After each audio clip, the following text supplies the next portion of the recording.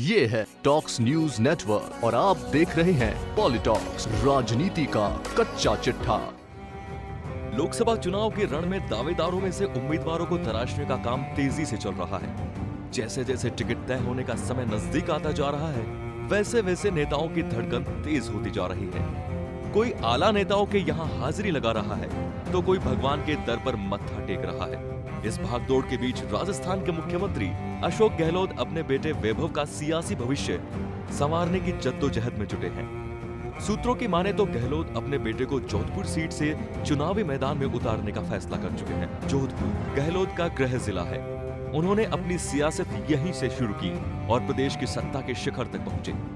ये किसी से छिपा नहीं है कि गहलोत जोधपुर की राजनीति की नस नस से वाकिफ है। बावजूद इसके वैभव को यहां से चुनावी रण में उतारना उनके लिए बड़ा जुआ होगा। राजनीतिक विश्लेषकों की माने तो जोधपुर में वैभव गहलोत की राह में सवर्ण वर्ग के मतदाता रोड़ा बन सकते हैं। ये सीट 8 विधानसभा क्षेत्रों से मिलकर बनी है। यदि दिसंबर में हुए विधानसभा चुनाव की बात करें तो कांग्रेस ने इन 8 सीटों में से सिर्फ 2 सीटों पर सामान्य वर्ग के उम्मीदवारों को टिकट दिया है। पार्टी ने फलौदी सीट से महेश व्यास और शेरगढ़ से मीना कंवर को मैदान में उतारा। बाकी 6 सीटों में से 4 पर ओबीसी के प्रत्याशी उतारे। इनमें सरदारपुरा से अशोक गहलोत, जोधपुर शहर से मनीषा पंवार, लूणी से महेंद्र बिश्नोई और लोहावट से किस्नाराम बिश्नोई का नाम शामिल है। बाकी 2 सीटों पर कांग्रेस ने मुस्लिम प्रत्याशी उतारे। इनमें सुरसागर से प्रोफेसर अयूब खान और पोखरण से सालेह मोहम्मद का नाम शामिल है। विधानसभा चुनाव के समय कांग्रेस की ओर से ब्राह्मण बाहुल्य माने जाने वाली सूरसागर सीट पर मुस्लिम, वैश्य बाहुल्य मानी जाने वाली जोधपुर शहर सीट पर ओबीसी और राजपूतों के प्रभाव मानी जाने वाली पोखरण सीट पर मुस्लिम को टिकट देना चर्चा का विषय बना था। यदि लोकसभा चुनाव में भी इसी तर्ज पर कांग्रेस जातिगत समीकरणों को दरकिनार कर वैभव गहलोत को मैदान में उतारती है तो पार्टी का ये निर्णय सामान्य वर्ग को अखर सकता है। जोधपुर सीट पर जातिगत समीकरणों की बात की जाए तो 19 लाख मतदाताओं में से करीब 4.5 लाख राजपूत, 2 लाख ब्राह्मण और 1.5 लाख वैश्य है।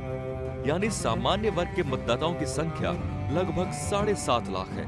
यदि इन्हें किनारे कर वैभव गहलोत को टिकट दिया जाता है तो इतने बड़े वर्ग को साधना कांग्रेस के लिए बड़ी चुनौती होगी। विधानसभा चुनाव में कांग्रेस का टिकट वितरण ही पार्टी से सामान्य वर्ग की नाराजगी की इकलौती वजह नहीं है। अशोक गहलोत के सत्ता संभालने के कुछ दिन बाद हुए तबादलों में जेडीयू के सामान्य वर्ग के 1.5 दर्जन से अधिक तकनीकी अधिकारियों को इधर उधर करना भी इस फेहरिस्त में शामिल है।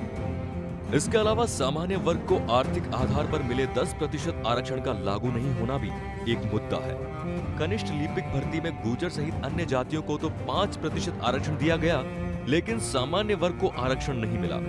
इस मामले को समता आंदोलन समिति जोर शोर से उठा रही है। समिति ने जोधपुर में मुख्यमंत्री गहलोत और उनके पुत्र वैभव का विरोध करने का ऐलान किया है। ऐसे में ये देखना रोचक होगा कि राजनीति के जादूगर माने जाने वाले मुख्यमंत्री अशोक गहलोत किस तरह से जोधपुर के जातिगत समीकरणों को साधते हैं। यदि वे इन्हें साधने में कामयाब नहीं हुए तो बेटे वैभव का पहला चुनाव भंवर में फंस सकता है। पॉलिटॉक्स ब्यूरो। ये है टॉक्स न्यूज नेटवर्क और आप देख रहे हैं पॉलिटॉक्स, राजनीति का कच्चा चिट्ठा।